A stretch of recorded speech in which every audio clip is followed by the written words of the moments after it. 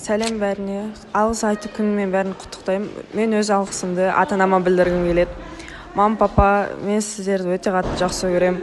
Осы өмірге алып келген үшін, өстіп бақ қағып өсірген үшін үлкен алғысымды білдірем. Рахмет.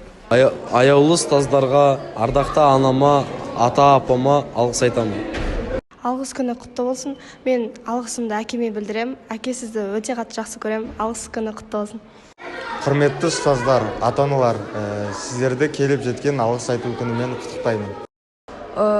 Алғыс айту күні құтты болсын. Отбасыма рахмет, мені қолдап, қорғап жүргендеріне бәріне рахмет.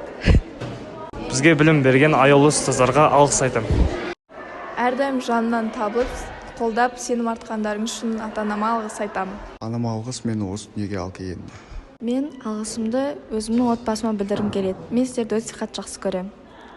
Мен осы өмірге мен алып келген анама рахмет айтамын. Аяулы ұстаздарға алғыс.